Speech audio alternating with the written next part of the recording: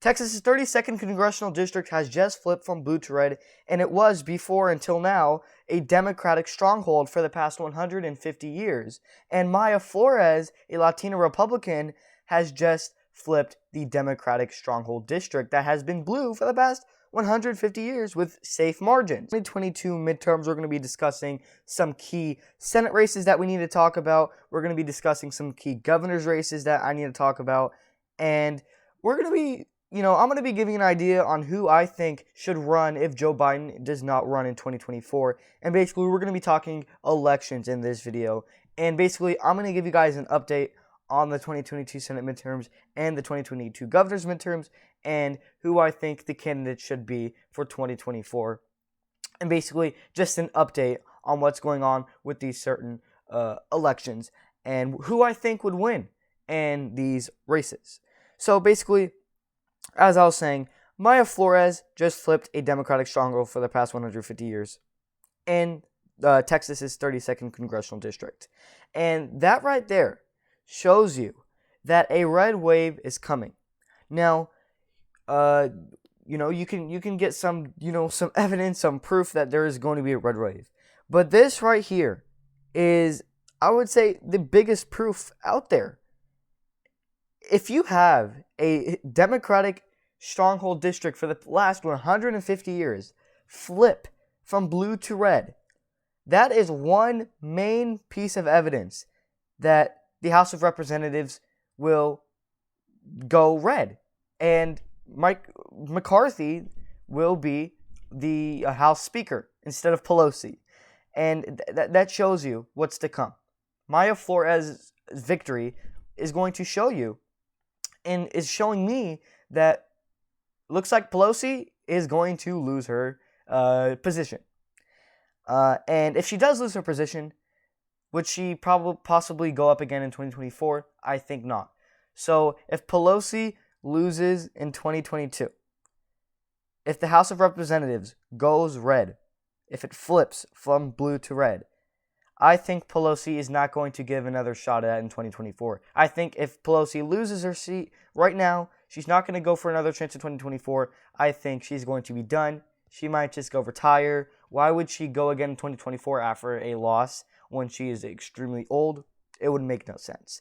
But, so now we're going to be moving on from Texas' 32nd Congressional District. I just want to point out, because, you guys would probably want to hear from me. It just happened, and I haven't made a video on it. I never talked about it. So now we're going to be moving on to the Senate, and we're going to be taking a look at certain key races from the United States Senate. So first of all, let's take a look at Nevada. I do think Adam Laxalt is a good enough candidate to actually flip Nevada's Senate seat from blue to red. I think he's the best option as of right now. I believe he just won his primary. He just won his Republican primary. Tell me if I'm wrong. I believe so. And with that being said, he's going up against the Democratic challenger in Masto. And Masto is not the worst candidate. He's not the worst. And I just think that Masto at this point, he could very well win. He can definitely defeat Adam Laxalt. Definitely.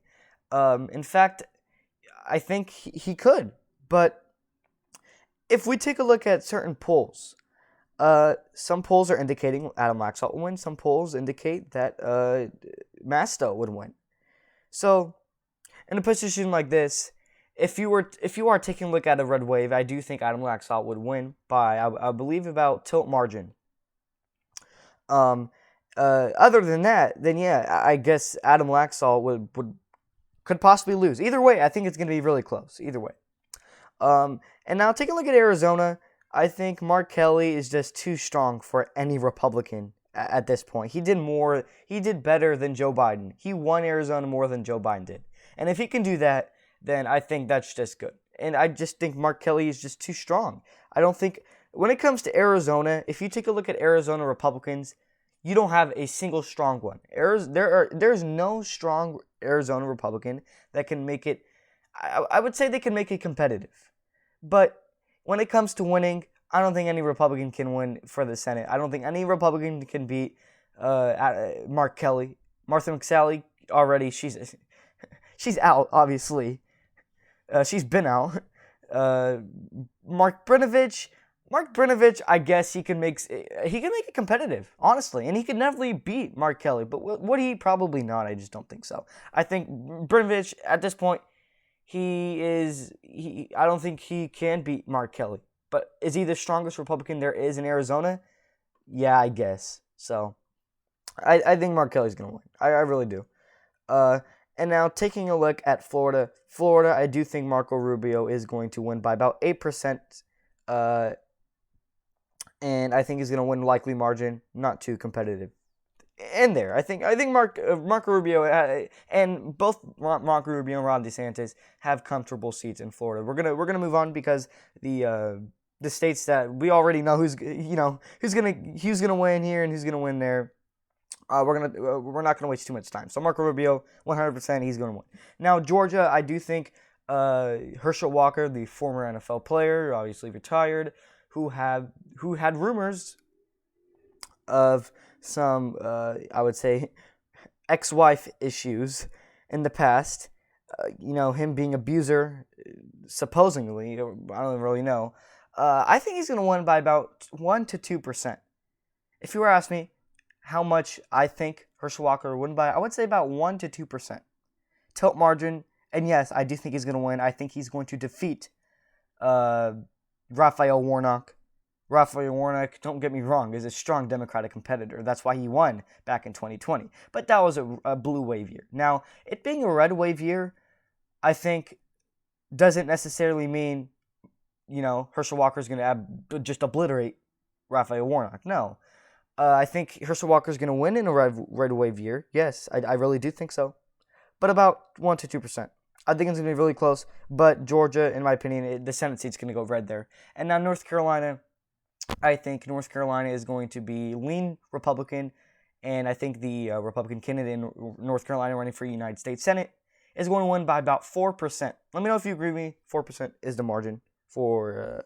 So yeah, I don't think it's going to be too competitive. It's going to be somewhat competitive, but at the end of the day, Republicans should be really comfortable in North Carolina. I mean, not too comfortable, but yeah, they should win.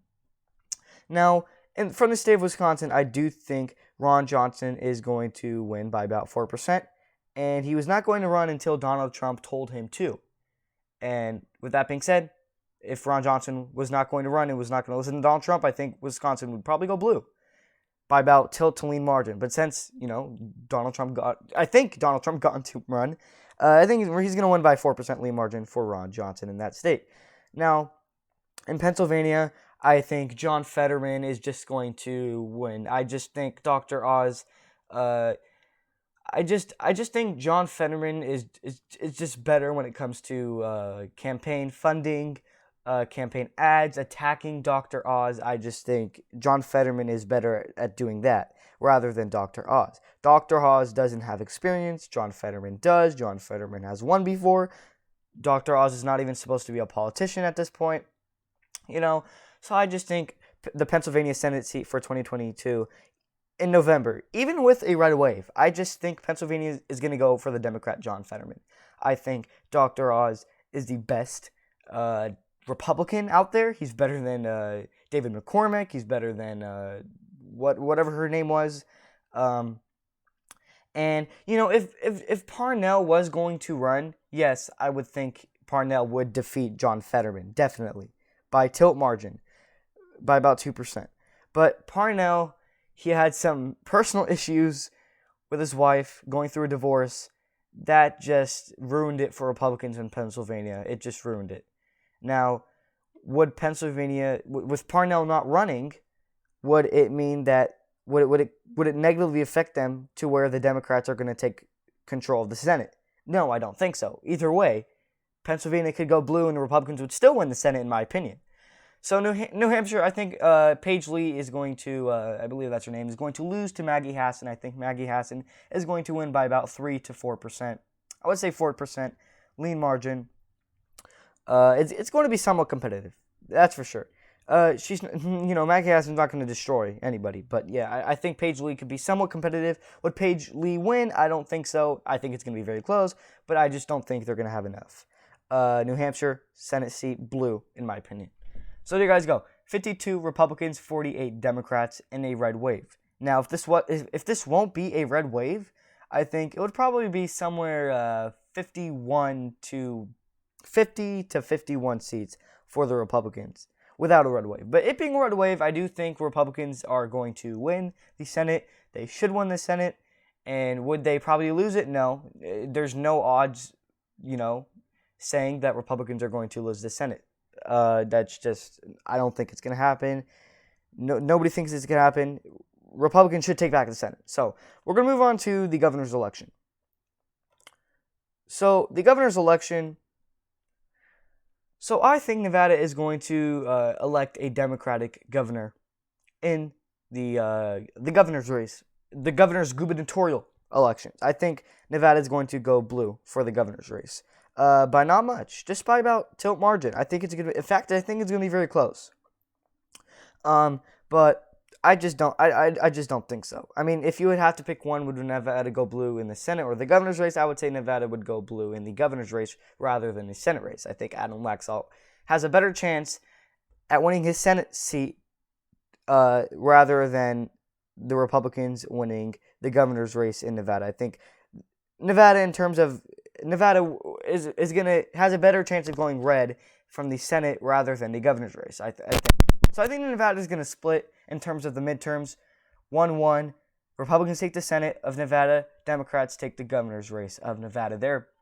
And now it's going to be close either way.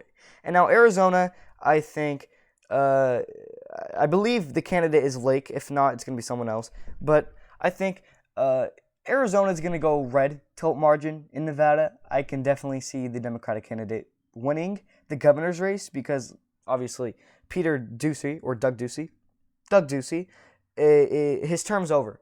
So that's not really good for Republicans because who else is there? You don't really have strong Republican candidates in Arizona. Like let me know if you guys agree with me. Like Arizona for Republicans, it's just messed up right now. It's not like it was with John McCain, where it was like, it's not where it was with Mitt Romney. Ever since the 2016 election, Republicans have not been doing good in Arizona at all. So, now moving on to the state of New Hampshire. I think New Hampshire could very well go to the Republican candidate. I think you can definitely win. I think they can definitely flip the seat for the governor's race in New Hampshire. New Mexico, sorry, not New Hampshire. I keep saying New Hampshire. It's New Mexico, sorry. But yeah, I just think it's gonna be tilt blue. At most, it could definitely go blue. They can definitely go red. If it does go red, I won't be surprised as well. So now moving on to the state of Texas, I think with these shootings happening, it's definitely going to give Beto O'Rourke an advantage, give him momentum, the key word right there. But momentum does not really mean Beto O'Rourke is going to defeat Greg Abbott. I don't think so. Greg Abbott I think is going to win by about 4 to 6%. That's a lean margin. So yeah, I think Greg Abbott's going to win. Now it's going to be very competitive. Republicans should not whatsoever get too comfortable. And Greg Abbott should not play it safe because he has been taking hard blame for the shootings, and that could indicate Beto O'Rourke possibly winning, but would he? I don't think so. So, moving on to Georgia, I think Georgia Brian Kemp is going to win there. I think he's going to defeat Stacey Abrams. It is going to be a rematch just like 2018, where the two versed again, and they're going to verse again. So, back in 2018, the first round where Brian Kemp beat Stacey Abrams, it wasn't by much, it was about 2%. And that wasn't even a red wave. So if Brian Kemp beat Stacey Abrams with not even a red wave, with a blue wave, I would say, back in 2018, that was a blue wave, and Brian Kemp still beat Stacey Abrams, and we're looking at a red wave for 2022, then yes, I do think Brian Kemp is going to beat Stacey Abrams. I just don't see it this year. I don't think this is Stacey Abrams' year. I just don't see it. I don't think so. And moving on to the state of Wisconsin, I think Tony Evers is barely going to win re-election. I believe it's re-election for him in Wisconsin. I think he's going to win by about 1 to 2%. And yes, it's going to be very competitive. Tony Evers is not going to win by any more than 2%, I would say. It's going to be very close. No matter who is governor of Wisconsin, if it's a Republican governor or Democratic governor, they are going to win by a significant small margin, I would say. Now, Michigan, Gretchen Whitmer's COVID-19 lockdowns was a disaster. Democrats didn't like that. Nobody liked that, right? So she's obviously not going to win by how much she won last time. She won by about 10%. Is she going to win by 10%? Hell no. She's going to win by about, I would say, 3 to 4%. She's gonna lose a large amount of votes. That whoever voted for her previously in 2018, yes, in my opinion, I do think she's going to lose a lot of those voters, but it's not going to be enough to the point where she's going to lose. I just don't think so. So for Pennsylvania's governor race, I do think Doug Mastriano, a Trump-endorsed candidate whom I believe, to make it very competitive and very well could win. But would he win is the answer. He's been very hated on the media, obviously. I just think at this point, when it comes to Pennsylvania, it's basically which party is going to get higher turnout. If Republican Party gets higher turnout, I think Doug Mastriano is going to win. If the Democratic Party gets higher turnout, either way, whoever gets higher turnout, they're going to get higher turnout by not that much, right? It's going to be close either way. And for Pennsylvania, if the Republicans would have to win the Senate or the governor's race, I would say they have a higher chance at winning the governor's race rather than the Senate. I think Doug Mastriano would be better than Dr. Oz. Not saying Dr. Oz is terrible. I like Dr. Oz. But when it comes to the Republic, with Dr. Oz barely beating David McCormick by 0.1%, that scares me, and that's why I think John Fetterman is going to win. So basically, for the governors of Pennsylvania, I do think Doug Mastriano is going to make it very competitive. He's going to make it very close. He very well can win. And will he win? I just don't have enough details to say he is going to win. I just don't think so. I just don't. And by the way, not a single poll is indicating, not a single poll shows that Dr. Oz is going to defeat John Fetterman. And if no poll has him defeat, people say don't listen to polls and all that, but I mean, when it comes to having no polls on your side, that's just embarrassing. I just don't think Dr. Oz is going to win. I just don't think so. And now moving on to New Hampshire, I think Chris Sununu is absolutely going to win with a safe margin, likely margin, I would say. More like likely, I would say like 13%.